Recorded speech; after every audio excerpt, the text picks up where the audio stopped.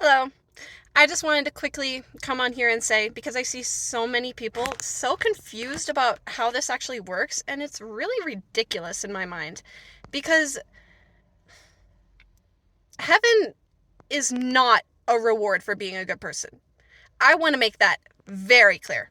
Because let's face it, none of us are good, none of us are perfect, and God demands perfection.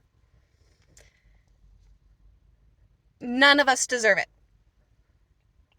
So why do you think you can work for it? Why do you think it's a reward for being good enough? All right, the fact is you're not. You're not good enough.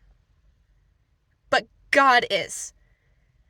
And He loves you so much that He decided that He didn't want you to die. He didn't want to be without you. And so God, the creator of everything, the creator who made you for a very special purpose, a purpose to live with Him, to have relationship with Him, to be His child.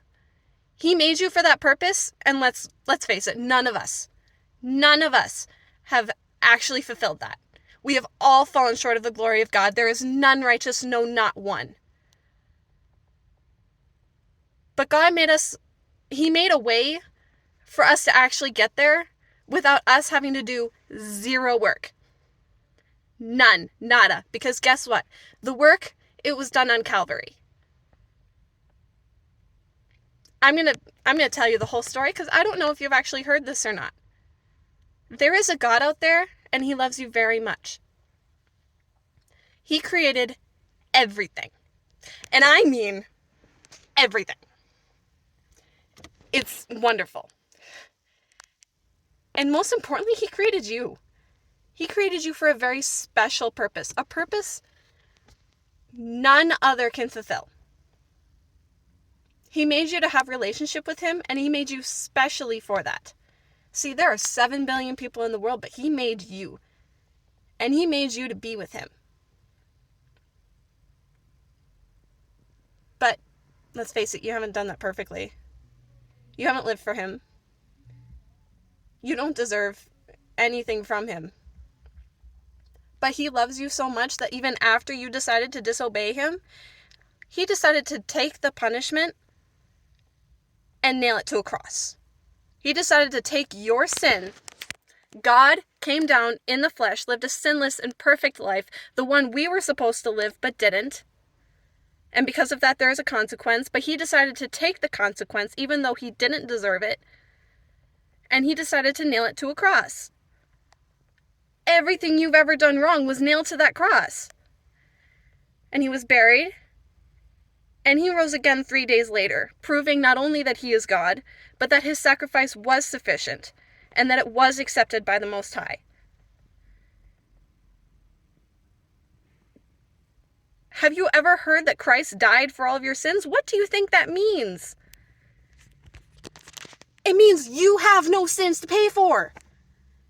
If you don't have any sins to pay for, where are you going when you die? You can't go to hell. In God's eyes, you've never done anything wrong. Everything you've already done wrong has been nailed to that cross. It's that simple. How do you receive it? I'll tell you how. You trust that it was done for you. For God so loved the world that He gave His only begotten Son, that whosoever believes in Him will not perish, but have everlasting life. See, it's not about what you do. It's about what He's done. It's called good news for a reason.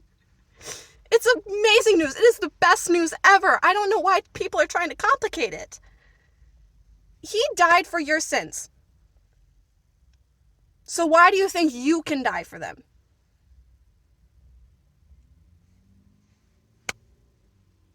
That's simple. That's how you get there. 2,000 years ago, God came in the flesh, lived a sinless, perfect life, and died for everything you've done wrong. And in return, you get to receive the reward for everything He's done right. It's a trade. He took our sin, we take His righteousness. And if you simply trust that it was done for you, you can have it. It's yours for the taking. God is not willing any should perish. Why would you think he makes it so difficult? He really does love you.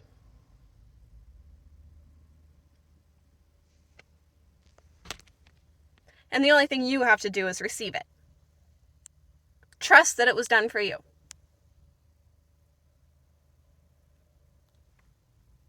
All right, that's all. Bye. God bless.